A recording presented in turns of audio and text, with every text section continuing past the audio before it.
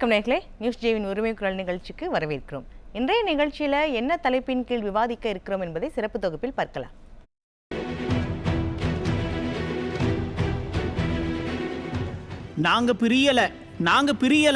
நாங்க பிரியல என்று திமுகவும் காங்கிரசும் ஏன் திடீரென்று பேசிக்கொண்டே இருக்கிறார்கள் என்று நாம் யோசித்தால் உள்ளபடியே உண்மைகள் புரியும். ஏதோ புகைச்சல் இருப்பதால் தான் அது வெளியே தெரியக்கூடாது என்பதால் தான் இப்படி வழிய வந்து தங்களை நிரூபித்துக் கொண்டிருக்கிறார்கள் இந்தியா கூட்டணியினர். கட்சி தலைமைகள் இப்படியெல்லாம் பேசி கூட்டணியை இழுத்து பிடித்து வைத்தால் கட்சிக்காரர்கள் செய்யும் செய்கைகள் கூட்டணியை சுக்கு நூறாய் உடைத்துவிடும் போல் இருக்கிறதே. என்ன செய்வது? பணக்காரர் வீட்டு நிகழ்ச்சிகளுக்கு மட்டுமே காங்கிரஸ் தலைவர்கள் வருவார்கள் என கரூர் காங்கிரஸ் எம்பி ஜோதிமணி முன்னிலையிலேயே திமுக அமைச்சர் ஐ பெரியசாமி பேசி உள்ளதுதான் தற்போது பெரும் சர்ச்சையை ஏற்படுத்தியுள்ளது. இது மட்டுமின்றி திமுகவுக்கு சமமாக எந்த இயக்கமும் வர முடியாது எனவும் கூறி கொளுத்தி போட்டுவிட்டார். ஏற்கனவே திமுக கூட்டணியில் காங்கிரசுடன் அவ்வப்போது மோதல் போக்கு ஏற்பட்டு வருகிறது. இந்த நிலையில் அமைச்சர் பெரியசாமியின் பேச்சு காங்கிரஸ் கட்சியினர் மத்தியில் கொந்தளிப்பை ஏற்படுத்தியுள்ளது. ஏற்கனவே தமிழக காங்கிரஸில் ஒரு கோஷ்டி திமுக கூட்டணியில் இருந்து வெளியேற கோரிக்கை விடுத்து வரும் நிலையில் ஐ பெரியசாமியின் பேச்சுக்கு கண்டனங்கள் குவிந்துள்ளன. இதை கேட்ட காங்கிரஸ் கட்சியினர் சும்மா இருப்பார்களா? ஐ பெரியசாமியின் கடந்த காலங்களை எடுத்து பொதுவெளியில் பேசி வருகிறார்கள். கூட்டணியில் இருக்கும் காங்கிரஸ் குறித்து பேசக்கூடாது என்பது பெரியசாமிக்கு தெரியவில்லை. காங்கிரஸ் மீது குற்றம் சாட்ட பெரியசாமிக்கு தகுதியே இல்லை எனவும் விமர்சித்து வருகிறார்கள். சில நாட்களுக்கு முன்னர் தான் கரூரில் காங்கிரஸ் கட்சியின் மகளிரணி நிர்வாகி செந்தில் பாலாஜி தலைமையில் திமுகவில் இணைந்ததற்கு கடும் கண்டனங்கள் பறந்தன காங்கிரஸ் தரப்பில் இருந்து. அந்த பஞ்சாயத்து முடிவதற்குள் தற்போது இந்த பஞ்சாயத்து ஆரம்பித்து விட்டது. இது மட்டுமின்றி காமராஜரை பற்றி பேசி திமுகவினர் ஏற்படுத்திய சர்ச்சைகளையே பல பகீரத பிரயத்தனங்களை செய்து முடித்து வைக்கப்பட்டது. தற்போது மீண்டும் மீண்டும் இதுபோன்ற சர்ச்சைகள் பிறந்து கொண்டே இருப்பது திமுக காங்கிரஸ் கூட்டணிக்குள் வெடிக்கும் மோதல்களை வெட்ட வெளிச்சமாக்கி வருகிறது. ஆக எதிர்க்கட்சி தலைவர் விமர்சிப்பதை போல திமுக கூட்டணியில் புகைந்து கொண்டிருக்கிறதா அரசியல் பகை? கலகம் செய்ய தொடங்கிவிட்டதா காங்கிரஸ் கட்சி? திமுக கூட்டணிக்கு பாதிப்பா? திமுக காங்கிரஸ் விரிசல் உண்மைதான் என்பதை உணர்த்துகிறதா கள நிலவரம் என்பன போன்ற பல்வேறு கேள்விகளுக்கு விடை தேடுகிறது இன்றைய நியூஸ் ஜே உரிமை குரல் நிகழ்ச்சி.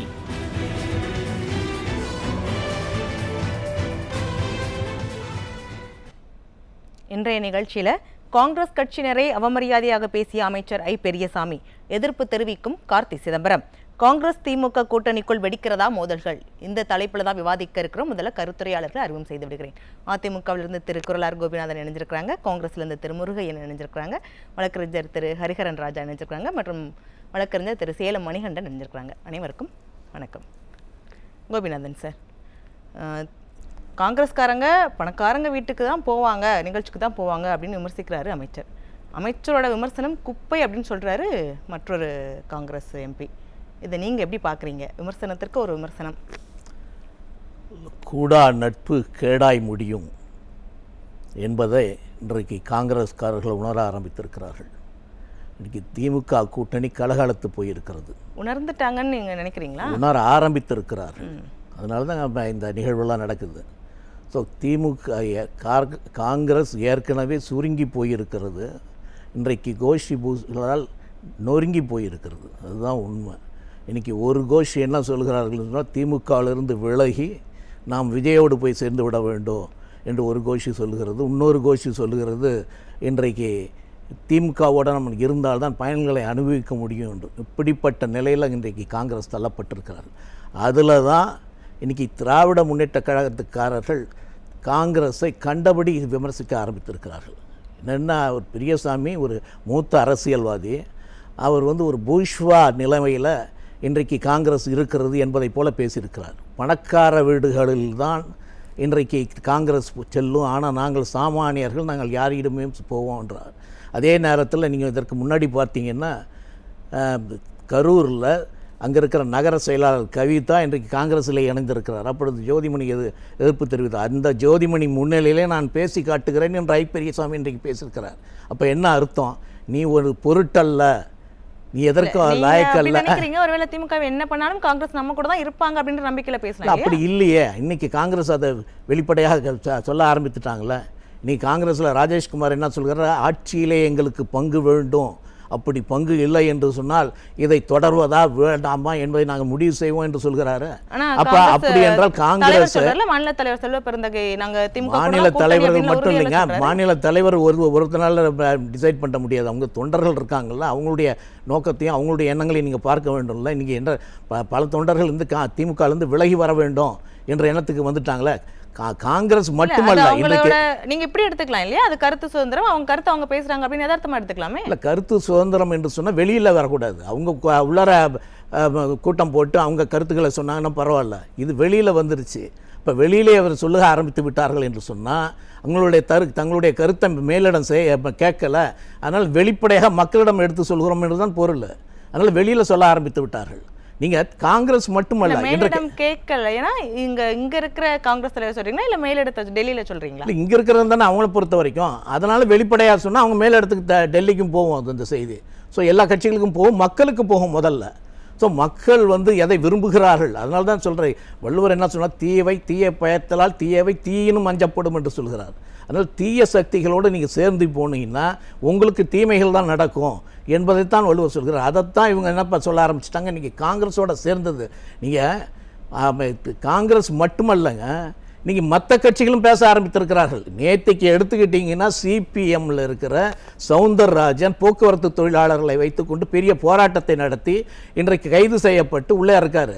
அவர் சொல்லுகிறார், தொழிலாளர்களுக்கு விரோதமான கட்சி திராவிட முன்னேற்ற கழகம், தொழிலாளர்கள் நம்பி நாங்கள் வாக்களித்தோம், ஆனால் எங்களுக்கு விரோதமாக செயல்படுகிற கட்சி திராவிட முன்னேற்ற கழகம் என்று சொல்கிறார். இல்லை, நீங்கள் இப்படி சொல்கிறீங்க, எதிர்கட்சியாக இருக்கிறதுனால நீங்கள் அந்த கட்சி அவங்க சொல்கிறாங்க எங்கள் கூட்டணி ரொம்ப பலமாக இருக்குது அப்படின்னு ஒவ்வொரு இடத்துலையும் சொல்லிட்டே வர்றாங்க. சொல்லுவாங்க விமர்சிக்கிறீங்க, என் கட்சி உடஞ்சிச்சு நான் சொல்லுவாங்க. அவங்க எப்படி சொல்லுவாங்க? வெளியில பார்க்கிற மக்கள் தானே சொல்லுமா, இருக்கிறதுனால தானே பலமா இருக்குன்னு சொல்றாங்க. பலமா இருக்கிறதுனால சொல்ல மாட்டாங்க, தாங்கள் பலமாக இருப்பதாக காட்டிக்கொள்ள தான் முயற்சி சொல்லுவாங்க, யாரா இருந்தாலும் சரி. ஆனா மக்கள் பார்ப்பாங்கல்ல, மக்கள் என்ன நினைக்கிறாங்க தான் பார்ப்போம். நீங்க சண்முகம் இருக்கிறாரு, நீங்க சிபிஎம்னுடைய பொதுச் செயலாளர், அவர் என்ன சொல்கிறாரு இன்றைக்கு? ஸ்டாலின் சொல்கிறார், நாங்கள் 95% வாக்குறுதிகளை நிறைவேற்றிவிட்டோம் என்று சொல்கிறார். அதே சண்முகம் சிபிஎம்னுடைய பொதுச் செயலாளர் என்ன சொல்கிறார் தெரியுமா? 95% நிறைவேற்றவில்லை, 5% தான் நிறைவேற்றிருக்கிறார்கள், இது பொய் சொல்லுகிறார்கள் என்று சொல்கிறார். அப்போ என்ன அர்த்தம்? அப்போ உங்களுக்குள்ள இடக்கு வந்து விட்டது, உங்கள் கூட்டணியில் இருக்கிறதுக்கு நாங்கள் தயாராக இல்லை என்பதைத்தான் அவர்கள் காட்டுகிறார்கள். அதில் ஒரு பக்கத்தில் என்ன திருமாவளவன் என்ன சொல்கிறாரு, எனக்கு என்ன நீங்கள் துணை முதல் மந்திரி தான் கொடுப்பீங்களா, ஏன் நான் முதலமைச்சர் ஆகிறதுக்கு எனக்கு தகுதி இல்லையா என்று கேட்கிறாரு. அப்போ என்ன பொருள்? நான் முதலமைச்சர் ஆவேன் என்றுதானே சொல்றாங்க. இப்போ நீங்க இத சொல்றதெல்லாம் கூட்டணிக்குள்ள வர சின்ன சின்ன பிரச்சனைகள். காங்கிரஸுக்கும் திமுகவுக்குமே காமராஜர் பத்தி பேசின ஒரு சர்ச்சை வந்தது. அதுக்கப்புறம் நீங்க சொன்ன மாதிரி கரூர்ல கவிதாவை இணைச்சது. இப்போ கூட விருதுநகர்ல நேத்து கூட திரும்ப காங்கிரஸ்ல இருந்து ஒருத்தர் திமுக நினைச்சிருக்காங்க. இதெல்லாம் சின்ன சின்ன சர்ச்சையை அப்படியே முடிஞ்சிருது இல்லையா? நீங்க எப்படிங்க முடியும்? அரசியல்ல இல்ல, இப்ப காமராஜர் பத்தி பேசுறதுக்கு பெரிய எதிர்வினைகள் வரல. கேளுங்க முதல்ல. அரசியல்ல there is an undercurrent. சின்ன சிறு பிரச்சனைகள் இருக்கு, அது it will flow, that will not export. ஒரு நாள் அது வெடிக்கும். வெடிக்கிற பொழுது தான் தெரியும் இதனுடைய சின்ன சின்ன பிரச்சனைகள் எப்படி பூதாகரமாக வெடித்தது என்று. அதுதான் இன்றைக்கி நடந்துக்கிட்டு இருக்கு. இன்றைக்கி சின்ன சின்ன பிரச்சனைகள் ஒரு நாள் எல்லாம் வெளியில் வருவாங்க. ஸோ அதுக்கு இது ஆரம்ப கட்டம் தான். இது இன்றைக்கி பிள்ளையார் சுழி அதை தான் போட்டிருக்காங்க. அது கொஞ்சம் கொஞ்சமாக நகர்ந்து கொண்டு இருக்கிறது. ஸோ ஒவ்வொரு காலகட்டத்திலையும் நீங்கள் கூட்டணி கட்சிகள் என்று சொன்னால் நீங்கள் பெரியண்ணன் பாணியில் நீங்கள் செயல்பட முடியாது. எந்த கட்சியாக இருந்தாலும் சரி, நீ கூட்டுக்கள் அது யார் நடத்துகிறார்களோ நீங்கள் பிக் பாஸ் நான் சொல்கிறத நீங்கள் கேட்கணும் என்பது கிடையாது. நீங்கள் மற்ற கட்சிகளோட அட்ஜஸ்ட்மெண்ட்டு தான் போகணும். அப்படிப்பட்ட சூழ்நிலை திராவிட முன்னேற்ற கழகத்தில் இல்லை. அவர்கள் தலைவர்களை மட்டும் பார்த்து கொண்டு இருக்கிறார்கள், ஆனால் தொண்டர்களை பார்க்கவில்லை. அதனால் தொண்டர்கள் பெரும்பாலும் வெறுப்படைந்திருக்கிறாங்க. அதனால தான் அவங்க பேசுகிறாங்க. இன்றைக்கி இவர் பேசுகிறாரு, பழைய செய்தி தொடர்பாளர் SV ரமணி சொல்கிறாரு, இன்றைக்கி பெரியசாமி பாத்ரூம் பெரியசாமி அவர் என்று வெளிப்படையாக பேசுகிறாரு. பாத்ரூமில் கொண்டு போய் மனுக்களை போட்டவர் தானே இவர். அப்போ ஒரு அமைச்சரை இப்படி கிரிட்டிசைஸ் பண்ணுகிறார் என்று சொன்னால் இந்த கட்சியில் இந்த கூட்டணியில் இருக்கிறோம் என்று பொருளா, அல்லது நாங்கள் வெளியே போகிறோம் என்று பொருளா? நாங்கள் வெளியே போவதற்கு தயாராகி விட்டோம் என்பதனால இல்லையா? இதுக்கு முன்னாடி பல இது நடந்திருக்கு, பல இதெல்லாம் நடக்குங்க. அதான் நான் என்ன சொல்கிறேன், ஒரே நாளில் இது நடந்து முடிஞ்சிடாது. பல சிக்கல்கள் ஒவ்வொரு நாளும் ஒவ்வொரு குற்றமும் ஒவ்வொரு சொல்லுகிற பொழுது it will pass like under current, it will explode. அது ஒரு நாள் நடக்கும். ஸோ அதற்கான முத்தாரம் தான் இதெல்லாம். ஸோ இப்போ காங்கிரஸ் கூட்டணியும் திமுக கூட்டணியும் பிரச்சனை வந்திருக்கு. இன்றைக்கி வெளிப்படையாக இப்போ எல்லா பத்திரிகைகளையும் எழுத ஆரம்பிச்சிட்டாங்களே. காங்கிரஸ் கூட்டணி செல்வப்பிரந்தைக்கு என்ன சொல்கிறாரு, எங்கள் கூட்டத்தில் வந்து தாவேகா கொடி காட்டப்படுகிறது என்று சொல்கிறாருன்னா என்ன பொருள்? அப்போ நாங்கள் தாவேகாவுக்கு போகிறதுக்கு தயாராக இருக்கிறோம் என்பதான பொருள். ராகுல் காந்தி விஜயோட பேசுகிறார் என்று சொன்னால் என்ன பொருள்? நாங்கள் இதை உடைச்சிட்டு தாவேகாவுக்கு போகிறோம் என்று தானே பொருள். நீங்கள் அதுக்கு அந்த உண்மையிலே திமுகவுக்கு மானம் ரோஷம் என்று இருந்தால் நீ ராகுல் காந்தியை கேட்டிருக்கணும். நீ எப்படி நீ விஜயோட பேச முடியும்? என்ன விமர்சித்து கொண்டிருக்கிறார் அவர், இந்த ஆட்சியை விமர்சிக்கிறாரு. எல்லாரையும் திமுக இருந்து விலகி போகலாம் அப்படின்ற மனநிலை இருக்காங்களா காங்கிரஸ்? ஆமா, அப்படிதானுங்க அர்த்தம். அதுதானே பொருள். திமுகவிலிருந்து வெளியே வருவதற்கான முத்தாரம் தான் இது என்று சொல்கிறேன். என்னன்னா ஆரம்ப கட்டம் தான் இது. ஒவ்வொரு காலகட்டத்திலையும் இந்த கட்சியை விட்டுட்டு நம்ம என்ன நம்மளை ரொம்ப கொடுமைப்படுத்துகிறாங்க. கூட்டணி கட்சியின் இருக்கக்கூடிய தர்மம் இங்கே நிலைநாட்டப்படவில்லை, நமக்கு எதுவுமே கொடுக்கல, இது வரைக்கும் எதுவுமே செய்யலை காங்கிரஸ் கட்சிக்கு. அதனால தான் நாங்கள் ஆட்சிக்கு பங்கு கேட்குறோம் அப்படின்ட்டு ராஜேஷ்குமார் சொல்கிறார். ராஜேஷ்குமார் எதுக்காக சொல்கிறார்? திடீர்னு எனக்கு ஆட்சியில் பங்கு வேணும்னு எதுக்காக சொல்கிறார்? எங்களுக்கு ஆட்சியில் பங்கு இல்லாத காரணத்தினால எங்களை நீங்கள் சரிவர நடத்தவில்லை, கூட்டணி தர்மத்தை நீங்கள் கடைபிடிக்கவில்லை என்பது சொல்கிறார். அதுதானே பொருள். ஸோ அதனால் இன்றைக்கு காங்கிரஸுக்கும் திமுகவுக்கும் கூட்டணிக்கும் இன்றைக்கு பிரச்சனை வந்து விட்டது. சிபிஎம்முக்கும் திமுகவுக்கும் இன்றைக்கி பிரச்சனை வந்து விட்டது. இதை திருமாவளவனுக்கும் திமுகவும் நிச்சயமாக பிரச்சனை வரும். இப்படி ஒவ்வொரு காலகட்டத்தில் வருகிற பொழுது திமுக தனியாக விடப்படும். இன்றைக்கி மக்கள் அதுதான் எதிர்பார்க்குறாங்க. மக்கள் என்னன்னா, நீ ஒரு ஆட்சியில் இருக்கிற என்பதன் ஒரே காரணத்துக்காக எதை வேண்டுமானாலும் செய்யலாம் என்று நினைத்து கொண்டிருக்கிறாய். அது ஒவ்வொன்றாக சுக்குநூறாக உடைந்து விடும். அதனால் காங்கிரஸ் இன்றைக்கு தெளிவாக இருக்காங்க.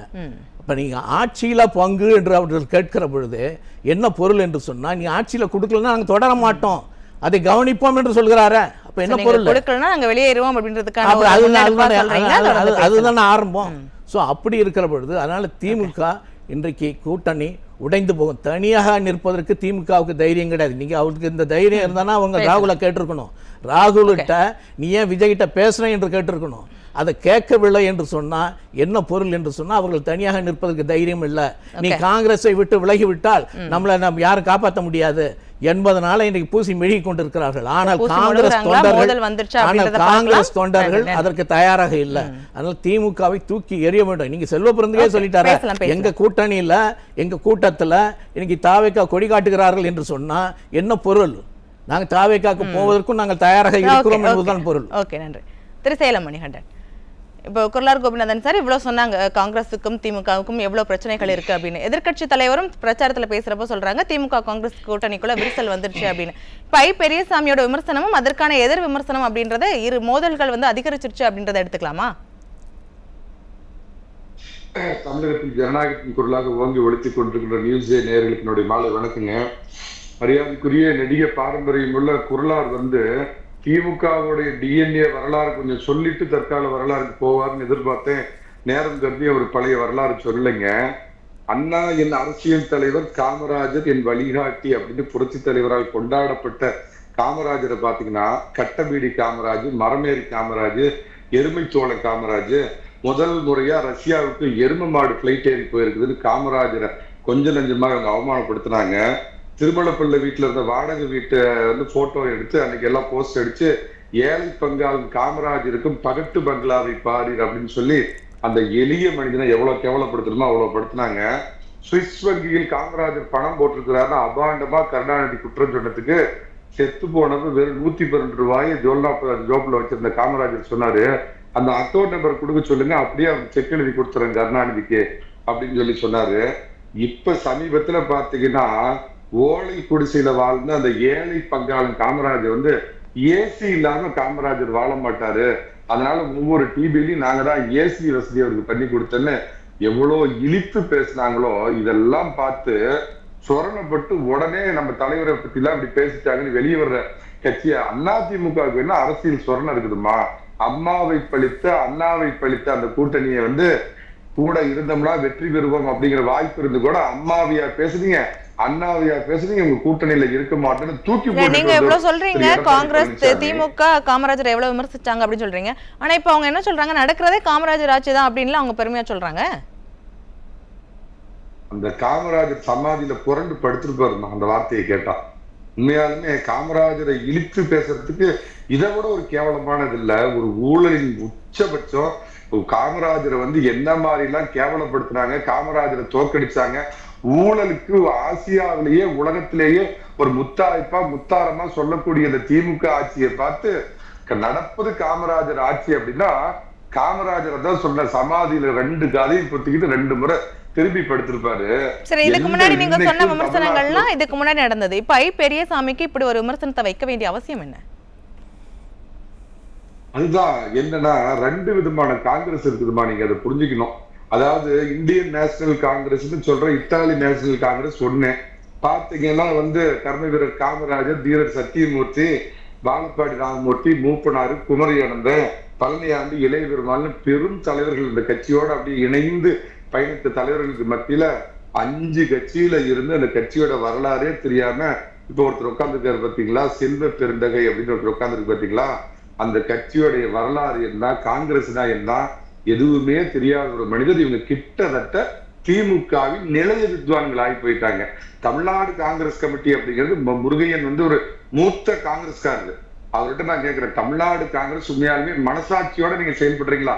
உங்களை எவ்வளவு கில்லுக்கீரையா உங்களை பயன்படுத்துறாங்க?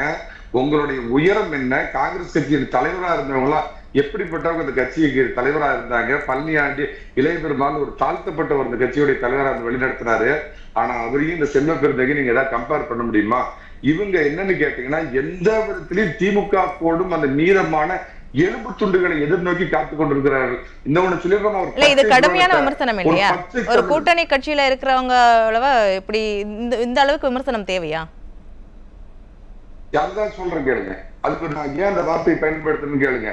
பச்சை தமிழன் ஜி.கே. மூப்பனார், கருப்பையா மூப்பனார், ஜி.கே. வாசன், அவங்க அப்பாவுக்கு இந்திய பிரதமர் ஆகக்கூடிய ஒரு வாய்ப்பு கிடைச்சதை கெடுத்த திமுக. ஆனா இன்னைக்கு அந்த கட்சியோடைய பிடில் வித்வானா மாறி போன காங்கிரஸ் மூத்த தலைவர் பீட்டர் அல்போன்ஸ் சொல்றாரு, அப்படி ஒரு நிகழ்வே நடைபெறவில்லைன்னு. முழு பூசணிக்காய் இல்ல, முழு உலகத்தையே சோத்துல மறைக்கிற மாதிரி அன்னைக்கு மூப்பனார் இந்திய பிரதமர் ஆகிறத கெடுத்ததையும் இன்னைக்கு அதெல்லாம் மறந்து உட்கார்ந்துருக்கானா. அவங்களுக்கு கிடைக்கக்கூடிய சில அவங்க போடுற நான் அதுக்கு மேல சொல்ல விரும்பலைங்க. ஆனா ஒரு விஷயம் இல்ல, அவங்க கேக்குறாங்க இல்லையா, இப்போ அவங்களும் கேக்குறாங்க பாதிக்கு பாதி தொகுதிகள் வேணும், கூட்டணி ஆட்சி வேணும் அப்படின்னு கேக்குறாங்க இல்லையா?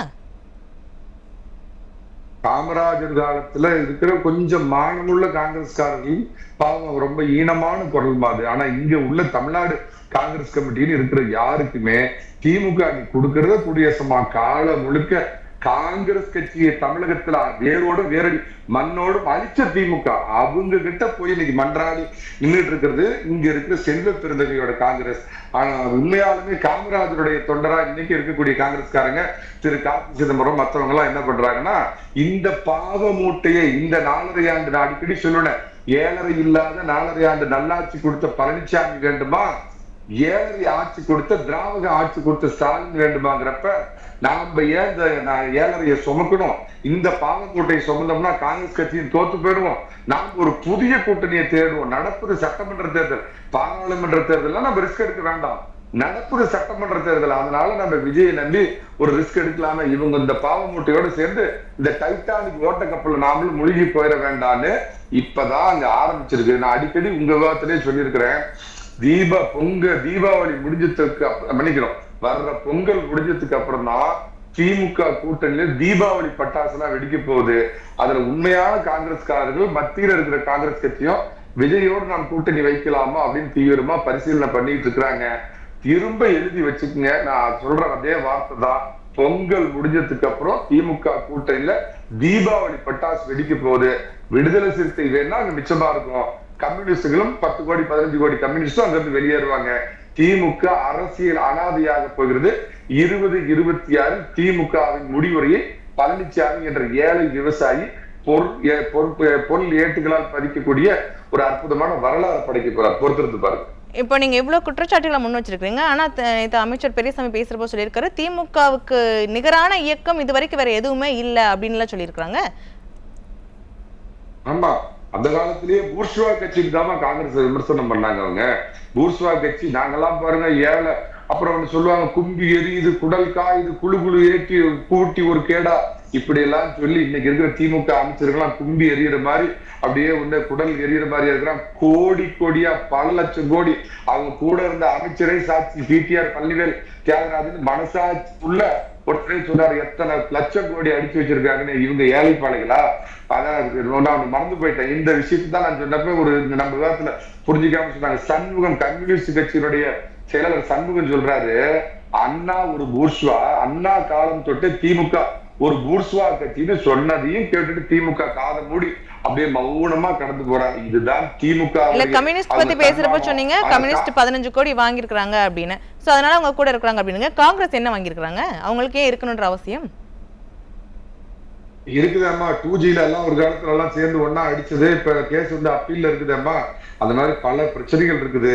ஆனா இப்ப அவங்க என்ன நினைக்கிறாங்க, நடப்பது சட்டமன்ற தேர்தல், நாம ஏன் இந்த திராவிட மாடல் ஆட்சி கொடுத்து இவங்களோட சேர்ந்து நாம முழுகணும், விஜயோட சேர்ந்து போனா ஜெயிக்க போறது இல்லை, அங்க போறோம் அது வேற விஷயம். என்ன நினைக்கிறாங்கன்னா கூடுதல் சீட்டு கிடைக்கும், விஜய் வேற வாங்கினா வர்றவங்களுக்கு எல்லாம் நாங்க மட்டும் தனியா இருக்க முடியுமாங்கிறாரு.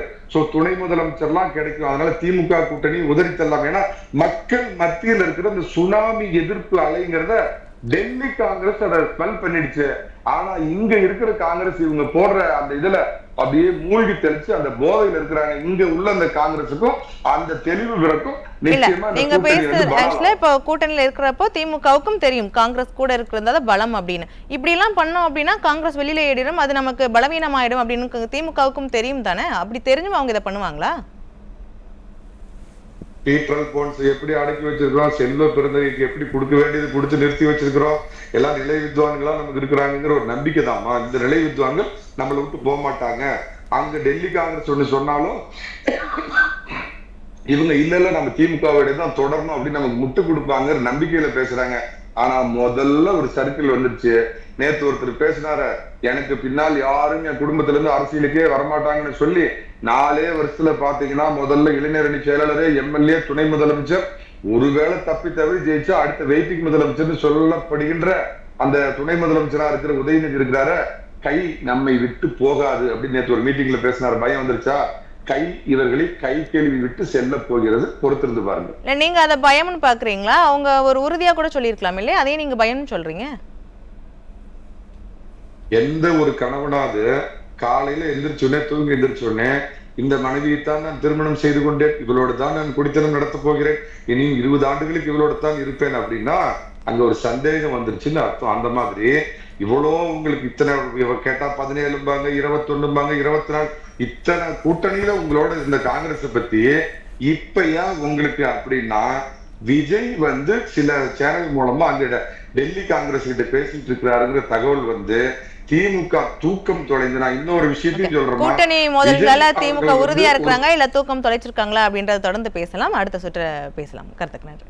முருகையன் சார், சார் பணக்காரங்க வீட்டு நிகழ்ச்சிக்கு தான் போவீங்களாமா உங்க கூட்டணி அமைச்சரே சொல்றாங்க, அப்படியா? மரியாதைக்குரிய ஐ பெரியசாமி அவர்கள் என்னுடைய வயதுக்கு இணையான ஒரு முதியவர்.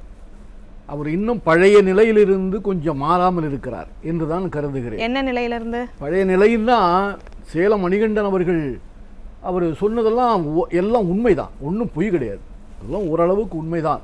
ஒரு காலகட்டத்தில் பெருந்தலைவர் காமராஜர் ஆட்சியில் இருக்கும்போது கூட அவர் ஏழை எளிய மக்களுக்கு, தலித்து மக்களுக்காக எவ்வளோ திட்டங்களையும், கல்வியிலையும், பொருளாதாரத்திலையும், வேலை வாய்ப்பை உருவாக்குவதிலையும் எவ்வளவோ புரட்சிகரமான திட்டங்களை அவர்கள் செய்திருந்தாலும் கூட அப்போது இருந்த அந்த மாவட்ட தலைவர்கள்லாம் பார்த்தீங்கன்னா திமுக விமர்சிப்பதற்கு ஏற்ற, அதாவது பூண்டி பாண்டையார், உக்கடை தேவர், சாம்பசிவையர், பட்டுக்கோட்டை சுவாமிநாதன், இது போன்று பணக்காரர்கள், ஒவ்வொரு ஊரிலும் இருக்கக்கூடிய மிகப்பெரிய பணக்காரர்கள், பண்ணையார்கள், அவர்கள் தான் மாவட்ட தலைவர்களாக இருப்பார்கள்.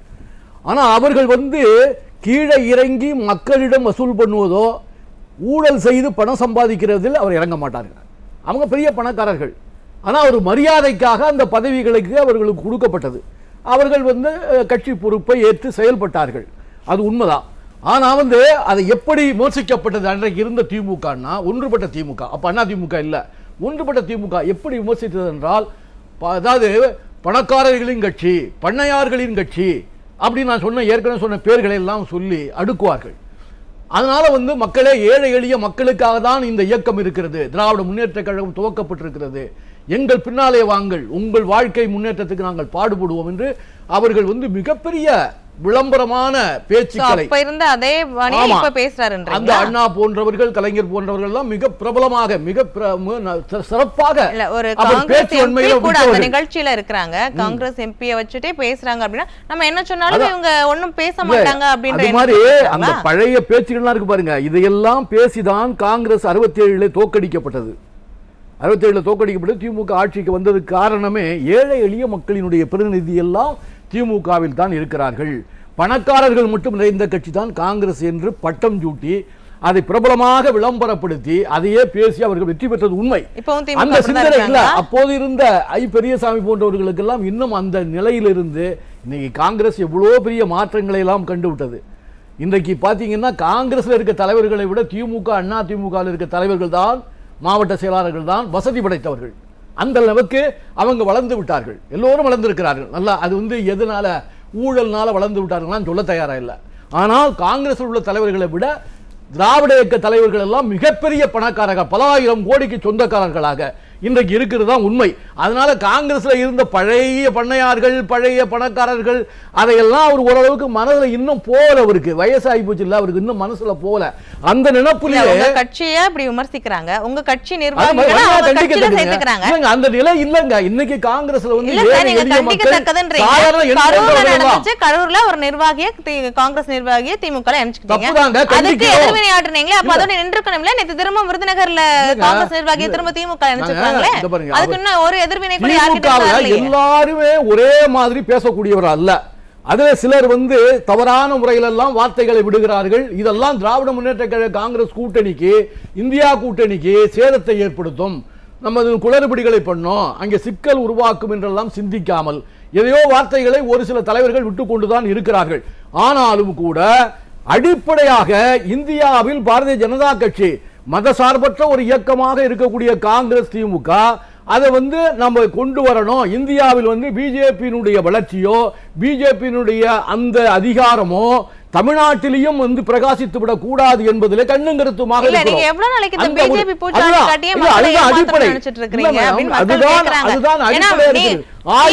எதுக்கெல்லாம் பாஜக பின்னாடி போய் ஒளியுது அப்படின்றத மக்கள் பார்த்துட்டு தான் இருக்காங்க. இதுக்கு முன்னாடியும் எவ்வளவோ நடந்திருக்கு. ஆனா இப்ப வந்துட்டு உங்களை விமர்சிக்கிறாங்க, அதுக்கு நீங்க பதில் சொல்லாம சொல்வது கண்டிக்கத்தக்கது, அப்படி பேசக்கூடாது. அதுக்கு நம்ம கார்த்திக் சிதம்பரம் சிறப்பான உங்க தலைவர் சொல்லிருக்கணுமா இல்லையா? தலைவர் கார்த்திக் சிதம்பரம் சொன்னது எங்க தலைவர் தான், அவரு ஒரு தலைவர் தான், எம்பி, அவரே சொல்லியிருக்காரு அது ஒரு குப்பை அல்லுங்க அப்படிங்கிறாரு. அதுதான், அது போதுமானது. ஆனா கூட்டணியில வந்துங்க முடிவு செய்ய வேண்டியது தமிழ்நாட்டின் முதலமைச்சர் ஸ்டாலினோ, எங்களுடைய தலைவர் ராகுல் காந்தி, சோனியா காந்தி, மல்லிகார்ஜுன கார்கே, இவங்க தான் முடிவு பண்றாங்க. நாங்க ஒண்ணும் பண்ண முடியாது. எங்களுடைய கருத்துக்களை சொல்லலாம், எங்கள் எதிர்ப்புகளை தெரிவிக்கலாம். தமிழ்நாடு காங்கிரஸே ரெண்டு பிரிவா இருக்கிறாங்க, ஒருத்தர் திமுக அது எப்பவுமே அப்படி ஒரு குற்றச்சாட்டு இன்னைக்கு நேத்து அல்ல, எப்போதுமே இருக்கும். மூப்பனார், வாழப்பாடி இப்படியே மாத்தி மாத்தி இதே சொல்லிக்கிட்டே இருப்பாங்க. எங்க இயக்கம் அழிக்கப்படவில்லை, எங்கள் இயக்கம் அப்படியே இருந்து கொண்டிருக்கிறது. 50 ஆண்டு காலம் ஆட்சி அதிகார பொறுப்பிலே இல்லாமல் தமிழ்நாட்டில் 50 ஆண்டு காலம் எந்த விதமான ஆட்சி அதிகார பொறுப்பில் இல்லாமல் இருந்தாலும் கூட எங்கள் இயக்கம் உயிரோடு இருப்பதற்கு என்ன காரணம்னா பெருந்தலைவர் காமராஜர் மீது கொண்டுள்ள பற்றும் அந்த இயக்கத்தின் மீது வைக்கின்ற பாசம் தான் காரணம். இந்திய நாட்டை நேசிப்பதுதான் ஒரு தேசியவாதிகளின் அடிப்படையில். அவர் சொன்னது சேலம் மணிகண்டன் சொன்னது போல 71ல பெருந்தலைவர் காமராஜ் வாழ்கின்ற இந்த மாளிகையை பாருங்கள், ஏழை பங்காளன் வாழ்கின்ற மாளிகையை பாருங்கள் என்று போஸ்ட் அடிச்சு ஒட்டி தான் வெற்றி பெற்றார்கள். பெருந்தலைவர் காமராஜர் மட்டும் கன்னியாகுமரியில் ஜெயிச்சார் எம்பிக்கு. 15 எம்எல்ஏக்கள் தான் ஸ்தாபன காங்கிரஸ் வெற்றி பெற்றது. ஆனால் இப்படி எல்லாம் பொய் சொல்லி திமுகவுக்கும் காங்கிரஸுக்கும் என்னென்ன இருக்கு காங்கிரஸ் கூட கூட்டணியே இல்ல அப்படின்னு சொன்னாங்க ஸ்டாலின். திரும்ப இப்ப அவங்க கூட தான் கூட்டணி வச்சுட்டு நீங்க இருக்கிறீங்க, திமுக செய்யற பாவத்துக்கெல்லாம் பாவ மூட்டைகளை நீங்க சுமக்குறீங்க அப்படின்னு எதிர்க்கட்சி தலைவர் குற்றம் சாட்டுறாரு. மேல உள்ள பற்று பாசத்தினால அண்ணா திமுக இப்படி விமர்சித்தால் நான் வரவேற்பேன். அது அல்ல, திமுகவை தோற்கடிப்பது மூலமாக தாங்கள் ஆட்சிக்கு வர வேண்டும் என்ற அந்த சுய சிந்தனையோடு தான் அவர்கள் பேசுகிறார்கள் என்பதுதான் உண்மை. எங்களுடைய அடிப்படை என்ன தெரியுமா? இங்க திமுக அண்ணா திமுக இல்ல, நாங்கள் தேசியவாதி, அகில இந்திய அளவில் பாரதிய ஜனதா கட்சியை கடுமையாக எதிர்க்கிறோம். அப்படி பாரதிய ஜனதா கட்சியோடு கூட்டு சேர்ந்திருக்கிற அதிமுகவோடு நாங்கள் கூட்டணி வர முடியாது. ஏற்கனவே ஒன்று திமுகவோட சேருவோம், இல்லை அதிமுகவோட சேருவோம். இப்படிதான் மாற்றி மாற்றி சேர்ந்து பல காலம் எம்ஜிஆரோட இருந்திருக்கிறோம், ஜெயலலிதாவோட இருந்திருக்கிறோம். அப்படியெல்லாம் நாங்கள் இருந்தால் தான். ஆனால் இன்னைக்கு அன்னைக்கெல்லாம் பாரதிய ஜனதா பக்கம் போகல அதிமுக. இன்னைக்கு பாரதிய ஜனதா பக்கம் போனதனால் எங்களுக்கு வேற வாய்ப்பு இல்லைங்கிற அடிப்படையில் திராவிட முன்னேற்ற கழகம் உறுதியாக எதிர்க்கிறது. நம்மளை விட்டா இவங்களுக்கு காங்கிரஸ்க்கு வேற வழியே இல்லை அப்படின்றதுனால எவ்வளவு அடிக்க முடியுமோ அவ்வளவு அடிக்கிறாங்க. நீங்க அப்படியே அடி வாங்கிட்டு சும்மாவே இருந்தோம்னு சொன்னா ஒண்ணுலாம் போனதால 25 சீட்டு கொடுத்தாங்க, இதுல 20க்கு வந்துருவாங்க. அதனால எங்கள் கட்சியிலையும் எங்களுக்கும் தெம்பு இருக்கிறது, தைரியம் இருக்கிறது. நாங்கள் முழுமையாக உங்களிடம் பணிந்து கிடக்கவில்லை. எங்களுக்கும் சுய இது இருக்கு, சுய உணர்வு இருக்கு அப்படின்னு காட்டுறது தான் இப்போ ஐ பெரியசாமி போன்றவர்கள் பேசுவதற்கு கார்த்தி சிதம்பரம் போன்றவர் சரியான பதிலடி கொடுக்கிறார். நாங்கள் எல்லாரும் போதுமா, ஒரே ஒருத்தர் தான் எதிர்வினையாற்றி இருக்கிறார், மத்த எல்லா காங்கிரஸ் தலைவர்களும் அமைதியா தான் இருக்காங்க. இது என்ன மாதிரியான எதிர்ப்பு? அதெல்லாம் பதிலடி வரும். இன்னைக்கு சொல்லிருக்காரு, நாட்களுக்கு அப்புறம் ஆலோசிச்சு பதில் சொல்லலாமா இல்லையா? பயந்து கொண்டிருக்கிற கட்சி அல்ல காங்கிரஸ். ஆட்சி அதிகாரத்தை பார்க்காத கட்சி அல்ல. திமுகவோட இருந்து ஒரு 10 பேர் எம்பியும் ஒரு 20 பேர் எம்எல்ஏ ஆவது மட்டுமே எங்கள் குறிக்கோள் அல்ல. என்ன, அகில இந்திய அளவில் பாராளுமன்றத்தில் அவங்களுக்கு ஒரு 22 எம்பி இருக்காங்க, எங்களுக்கு ஒரு 100 எம்பி இருக்காங்க. அது ஒரு பாராளுமன்ற கூட்டமைப்பு என்ற வகையில் இந்தியா கூட்டணியில் ஒரு பலமிக்க கட்சிகளாக இருப்பதனால் இதையெல்லாம் நாங்கள் கொஞ்சம் விட்டு கொடுத்து போகிறோமே தவிர எங்களுடைய அகில இந்திய தலைமையும் தமிழ்நாடு தலைமையும் ஓரளவுக்கு ஒருங்கிணைந்து போகிறார்கள். அதுவும் இருக்கு மேடம். இது மாதிரி நாங்க பேசினாதான் மேடம் எங்களுக்கு 25 30 கொடுப்பாங்க. அதுவும் உண்மைதான். நான் பேசுறேன் பாருங்க, நான் செய்தி தொடர்பாளர் தமிழ்நாடு காங்கிரஸ் தலைவரே பேசுறதுக்கு சமம் நான் பேசுவது, புரியுதுங்களா? நாங்க வன்மையாக கண்டிக்கிறோம். ஐ பெரியசாமி போன்றவர்கள் பேசுவது, ஆர் ராஜா போன்றவர்கள் பேசுவதெல்லாம் எங்களால் ஏற்க முடியாது. திமுகவில் அங்கொன்றும் இங்கொன்றுமாக சில தலைவர்கள் தவறான வார்த்தைகளை பயன்படுத்துகிறார்கள். அது இந்தியா கூட்டணிக்கு பலமிழக்க செய்யக்கூடிய வார்த்தைகள் என்பதை அவர்கள் உணர வேண்டும். இதை தமிழ்நாடு முதலமைச்சர் உணர்ந்து கொண்டு அவர்களை கண்டிக்க வேண்டும் என்பது எங்களுடைய அன்பான கோரிக்கை.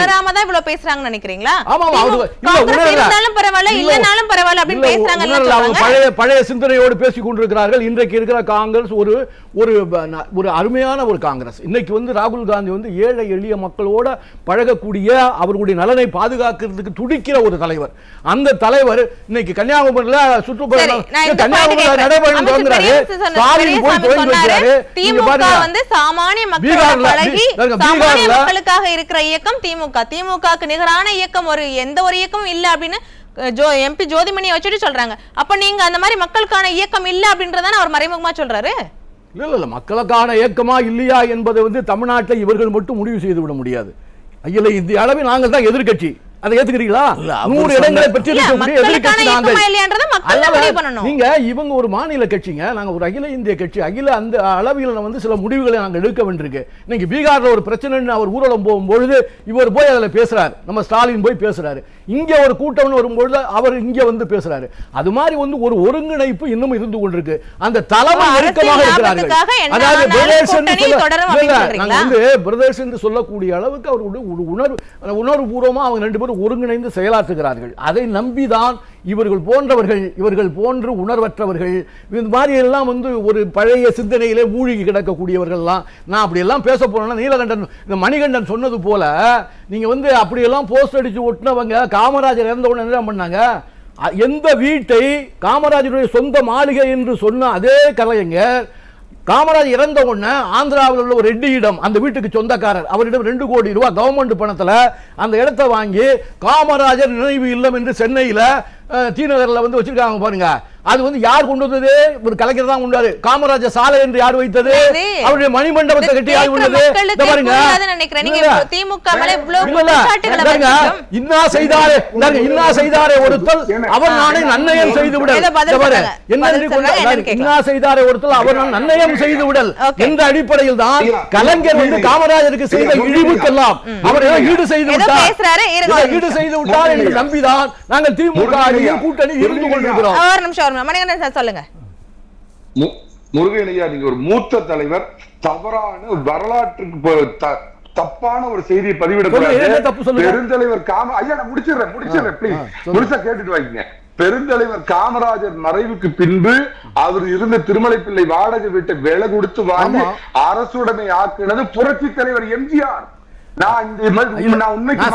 சொல்ல முடியும் சார், யாராவது சொன்னாங்க சார், செஞ்சவரே அப்போது முதலமைச்சராக இருந்த கருணாநிதி. அதுதான் சொல்லுவாங்க. எம்ஜிஆர் எடுத்து பேசலையே, என்னுடைய தலைவனை சொன்ன எம்ஜிஆர். அன்னைக்கு முதலமைச்சராக இருந்த கலைஞர் தான் அது பண்ணார் என்னால சொல்ல முடியும். அது யாராவது தூண்டுகோலா இருந்தாங்க, யாராவது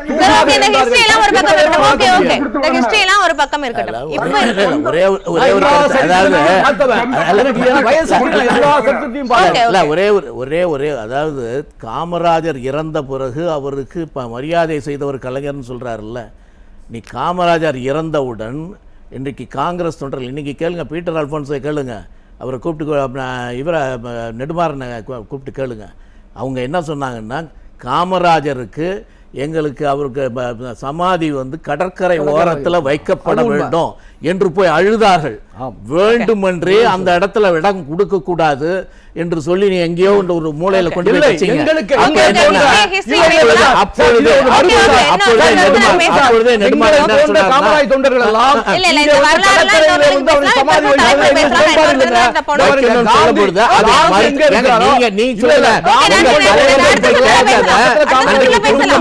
அன்றைக்கு கொடுக்க முடியாது என்று மறுத்தவர் அதே சமயத்துல கருணாநிதிக்கு சமாதி வைக்க வேண்டும் என்று இடம் கொடுத்தவர் எடப்பாடி பழனிசாமி. அதனால மரியாதையை நீ எங்க கத்துக்கணும்.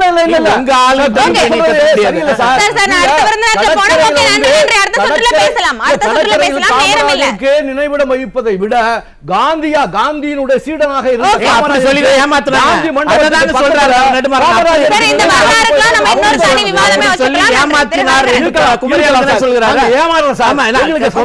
தெளிவாக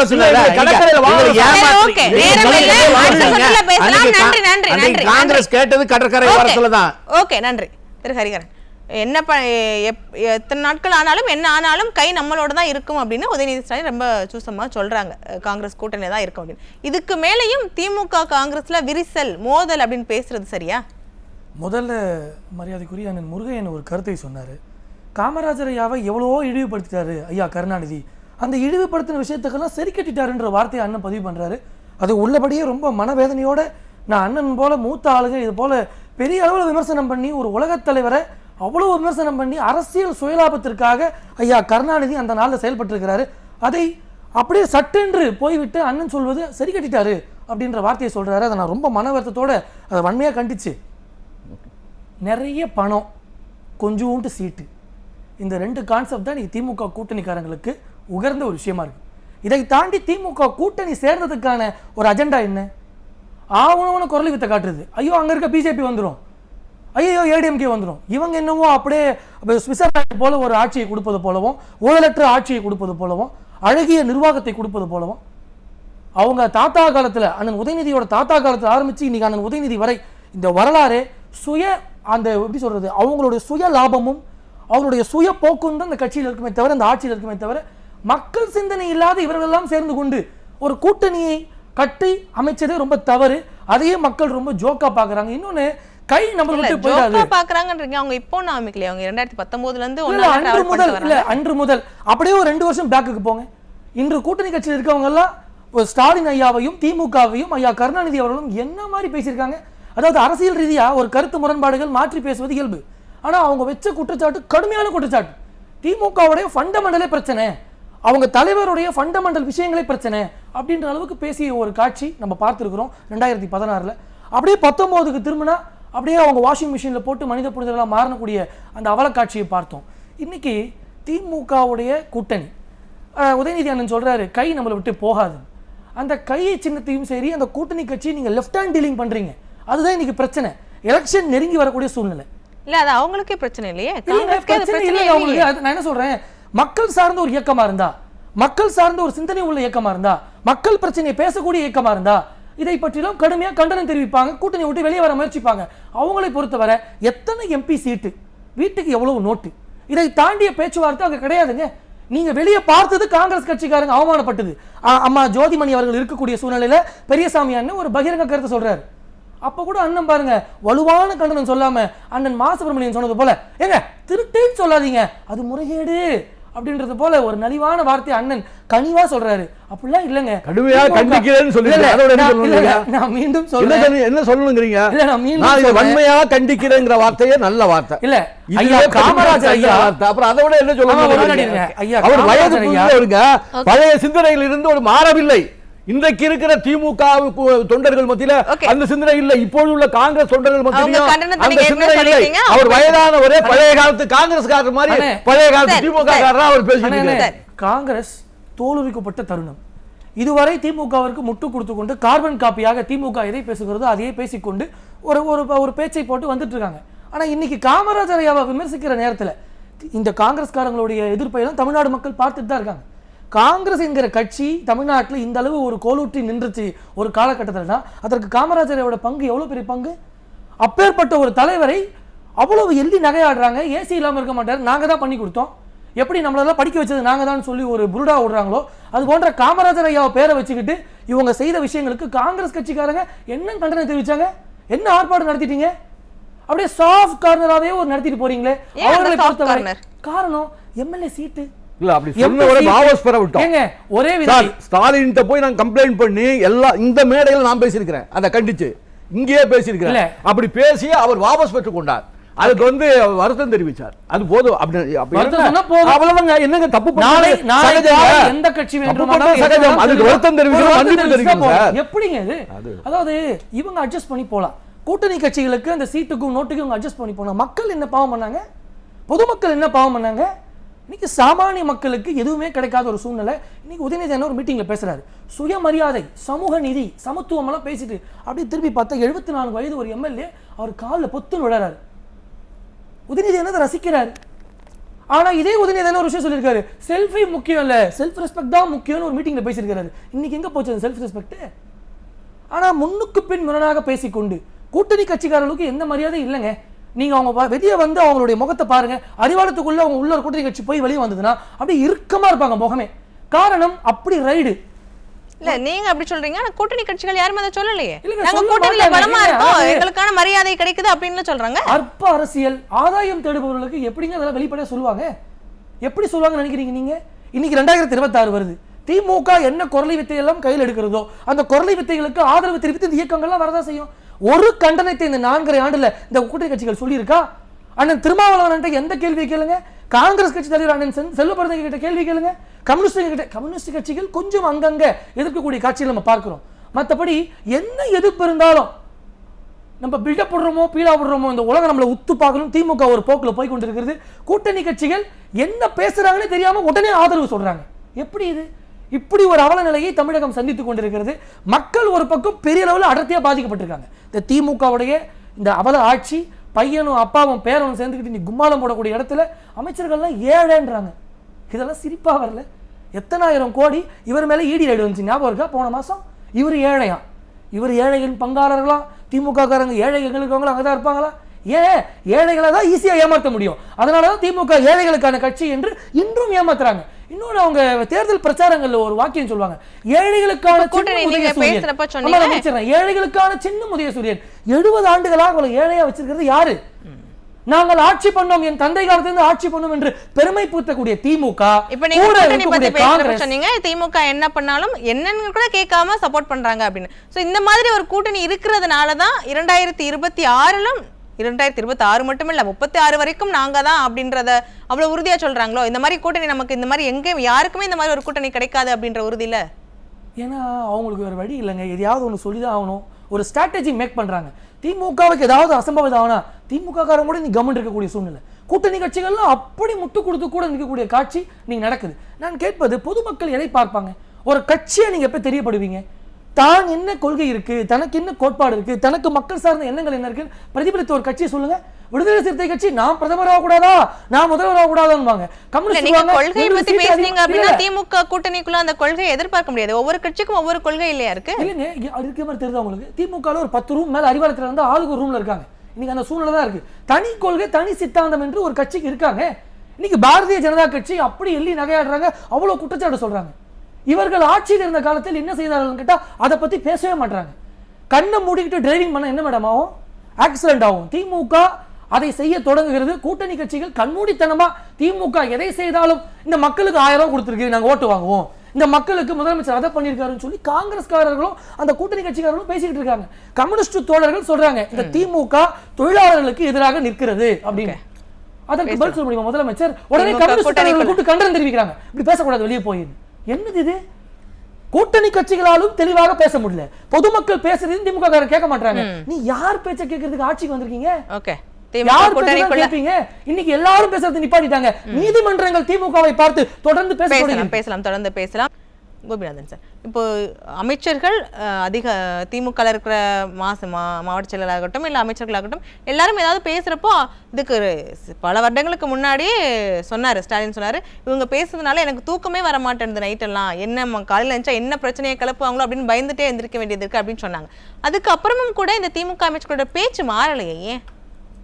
காரணம் அது ரெண்டுங்க. ஒன்று என்னன்னா, ஆட்சியிலே இருக்க வேண்டும், ஆட்சியில் இருப்பவரிடமிருந்து பயன்களை நாம் அனுபவிக்க வேண்டும். இந்த ரெண்டு தான். இந்த ஒன்றும் அடிப்படையான கொள்கைக்காக யாரும் அந்த கூட்டணியெல்லாம் அங்கே இல்லை. ஸோ அவர்கள் கொடுக்குற பணம், அவர் சொன்ன மாதிரி நோட்டு துட்டு அப்படின்றார, நோட்டுக்கு ஓட்டுன்ற மாதிரி அவர்கள் கொடுக்குற பணத்துக்கும் அவர்கள் கொடுக்குற அதிகார பயனுக்கும் இவர்கள் அவங்களை ஒட்டி கொண்டிருக்கிறார்களே தவிர வேற கொள்கையின் அடிப்படையில். நீங்க கொள்கையின் அடிப்படையில் என்ன சொல்றேன், அமைச்சர்களும் ஒரு தலைவர் கட்சியோட தலைவர் சொல்றாரு அப்படின்னா இதுக்கு மேல இந்த மாதிரி சர்ச்சையான கருத்துக்களை பேசக்கூடாது அப்படின்னு நினைக்க மாட்டேன்றாங்களா? அது ஏன்? இல்லை, கட்சி இவங்க தலைவருக்கே அந்த எண்ணம் இல்லையே, சும்மா பேசுகிறாரே தவிர கூட்டணி கட்சிகளை மதிக்க வேண்டும் என்கிற எண்ணம் தலைவருக்கே கிடையாது. அப்போ எப்படி தொண்டர்களுக்கு இருக்கும், எப்படி அமைச்சர்களுக்கு இருக்கும்? நீங்கள் என்னையா இவர் சொன்னார், இப்போ நீங்கள் வேடச்சந்தருடைய எம்எல்ஏ 74 வயசு ஆனவர் ஒரு உதயநிதி ஸ்டாலின் காலில் விழறாரு. அப்போ என்ன பண்ணியிருக்கணும்? இங்கே பக்கத்தில் பெரியசாமி நிற்கிறாரு, பெரியசாமி, அவர் காலில் விழுந்திருந்தால் கூட நம்ம ஏற்றுக்கொள்ளலாம். ஒரு சின்ன பையன் அவர் காலில் போய் விழுறாரு, அதை நீ என்ன பண்ணியிருக்கணும்? உடனே கடுமையாக விமர்சிக்க வேண்டாமா? இப்படி நீங்கள் தடுத்திருக்க வேண்டாமா? நீங்கள் மற்றவங்கள புரட்சி தலைவராமா இல்லையா? ஒரு மேயர் கூட அப்படியே மேயர் கோட் போட்டுட்டு உதயநிதி காலில் விழுந்தாங்க, சேகர் பாபுவும் திருமதி துர்கா ஸ்டாலின் இவைகள் எல்லாம் நீங்கள் தடுக்க வேண்டாமா? அப்படி தடுக்கல அப்படின்னா என்ன அர்த்தம்? அதை நீங்கள் வரவேற்கிறீர்கள் என்ற அர்த்தம், அதை நீங்கள் என்கரேஜ் பண்ணுறீங்க. ஸோ அப்படித்தான் தலைவர்கள் இருக்கிறாங்க, ஒப்புக்காக அவங்க இருக்கிறாங்க. இன்னொன்று நான் என்ன சொல்கிறேன், நீங்கள் இவர் முருகன் பேசும்போது சொல்கிறாரு, அவர்கள் பிஜேபியை எதிர்ப்பதனால நாங்கள் எல்லாம் ஒன்றாக சேர்ந்து இருக்கிறோம் அப்படின்னு சொல்லல. பிஜேபி கூட்டணியிலே இருந்தவர்களாச்சே. நீங்க பிஜேபி கூட்டணியிலே இருந்து அவர்கள் கொண்டு வந்த சட்டத்தை ஆதரித்தவர்கள். நீங்க மோடியை புகழ்ந்து கருணாநிதி ஒரு பக்கம் எழுதினார் முரசொலியில். என்ன எழுதினாருன்னா, மோடியை நீங்க ஆட்சியிலிருந்து அகற்றுவதற்கான இந்த முயற்சி இருக்க அது ஜனநாயகத்தினுடைய கேடு என்று எழுதினார்ல. அப்ப நீங்க கம்முன்னு இருந்தீங்களா? இன்னைக்கு அதே உங்களோட வச்சிருந்த நட்பே கேடானது அப்படின்னு 2G எழுதினார். இவைகளையும் சொல்லிவிட்டு அவரோட நீங்க கூட்டணி வைத்துக் கொண்டிருக்கிறீர்கள் என்று சொன்னா அப்ப என்ன அர்த்தம்? அப்ப வேற ஏதோ ஒரு காரணத்துக்காக நீங்க ஒட்டி கொண்டிருக்கிறீர்கள். அதனாலதான் உங்களை கேவலமாக அவர்கள் நடத்த ஆரம்பிச்சிருக்கிறார்கள். சேலமணிகண்டன், இப்போ வேறொரு காரணம் இருக்கா இல்ல எதுக்காக இருக்கிறாங்க அப்படின்னு கேக்குறாங்க. இன்னொரு சார் பேசுறப்ப சொன்னாங்க, திமுக கூட்டணி கட்சிகளை மதிக்கிறது இல்ல, சுயமரியாதையை பேசினாலும் காலில் விழறத அவங்க ரசிக்கிறாங்க அப்படின்னு சொல்றாங்க. நிஜமாவே அப்படிதான் இருக்கிறாங்களா? நீங்க இப்ப முதலமைச்சர் தூக்கம் வராமல் தவிச்சாருன்னு சொன்னீங்கன்னா எனக்கு ஒரு விஷயம் தான் ஞாபகம் வந்தது. அமைச்சர்கள் தூக்கம் வராமல் தவித்தால் அது அதிமுக ஆட்சி, முதலமைச்சரே தூக்கம் வராமல் தவித்தால் அது திமுக ஆட்சி அப்படிங்கிறது ஊர் உலகத்துக்கே தெரியுமா?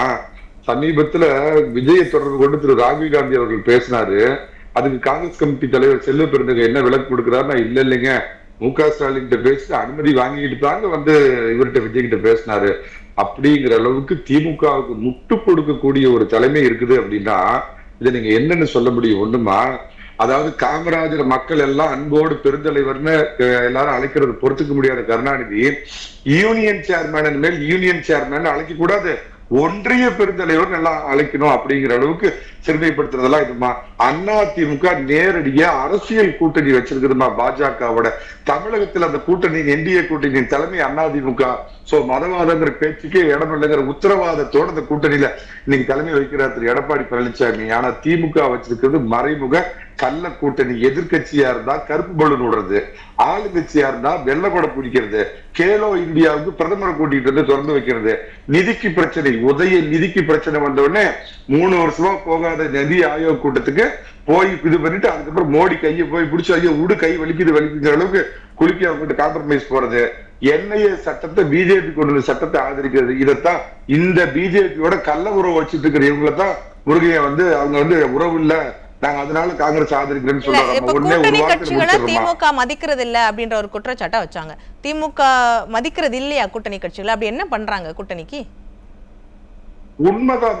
கொள்கை உணர்வோடு கட்சி உணர்வோடு நம்ம கட்சி வேணும், நம்ம கொள்கை வேணும், தமிழக மக்கள் நலன் வேணும்னு காங்கிரஸ்காரங்க நினைச்சாங்கன்னா அவங்கள பார்த்து திமுகவுக்கு பயம் வரும். கொடுக்க வேண்டியதை கொடுத்தா வாங்கிட்டு அமைதியா நமக்கு சலாம் அடிப்பாங்க, அறிவாலயத்துக்கு வெளியே வந்து செக்யூரிட்டியா நிப்பாங்கிற அளவுக்கு நீங்க இருந்தீங்கன்னா இதுதான் திமுக இருந்து எதிர்பார்க்க முடியும். ஒரே ஒரு வார்த்தை சொல்லிடுறேன். சுந்தரா டிராவல்ஸ் பஸ்ஸில் பயணம் செய்யும் ஏழை விவசாயி 2026 அரியணை ஏறுவது உறுதி, தமிழகம் நீள்வது உறுதி. நன்றி, கருத்துக்கு நன்றி. முருகன் சார், தமிழக காங்கிரஸே ஒற்றுமையா இல்ல, அதனாலதான் திமுக அவங்களை எப்படி அவமதிக்கிறாங்க அப்படின்ற குற்றச்சாட்டு சொல்லியிருக்காங்க. தமிழ்நாடு காங்கிரஸ்குள்ள என்ன நடக்குது மேடம்? மணிகண்டன்லாம் வந்து என்ன சொல்றாரு, ராகுல் காந்தி விஜய் கூட பேசினதுக்கு பல விதமான கருத்து சொல்றாங்க. அது இல்லை, 41 பேர் இறந்து போய்விட்ட ஒரு மோசமான ஒரு நிகழ்ச்சி இந்திய அளவில் பரவி இருக்கிறது. அதை அறிந்த ராகுல் காந்தி என்ன பண்றாரு,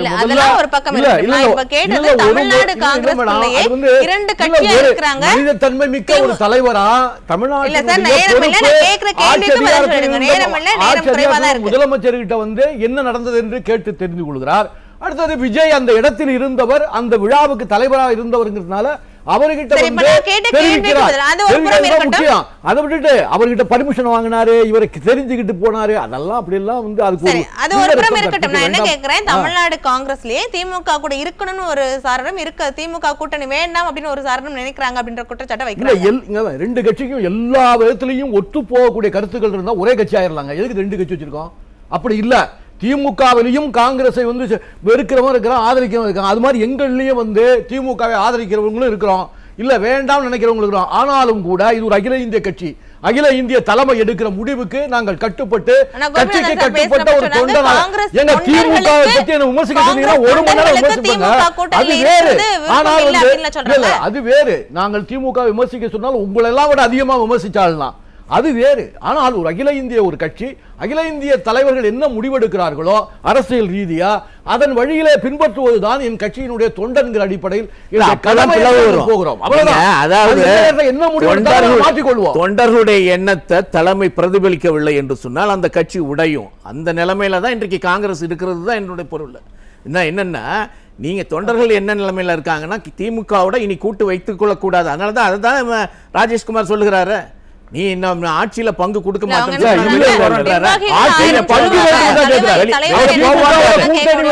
கொடுக்கவில்லை என்ற வெளியே போவான்றார். கருத்து என்ன? வெளியே போவான்றார். அதிக சீட்டு கொடுங்க. என்ன அர்த்தம்? அது இயற்கை. என்ன பொருள்? எனக்கு ஆசை இருக்கு, எனக்கு நீ கொடுக்கல நான் வெளியே போயிடுவான்றாரு. எனக்கு ஆசை இருக்கு சார். அதுதாங்க தொண்டனுடைய எண்ணம். நன்றி. 2006 96 சீட்ல வச்சு 5 ஆண்டு காலம் கலைஞர் ஆண்ட போது கூட நான் தான் குரல் கொடுத்தேன். என்ன எங்களுக்கு ஆட்சியில் கொடுங்கள் 2-3 அமைச்சர்களை காமராஜ் தொண்டர்களை அமைச்சராக கோரிக்கை வச்சோம்.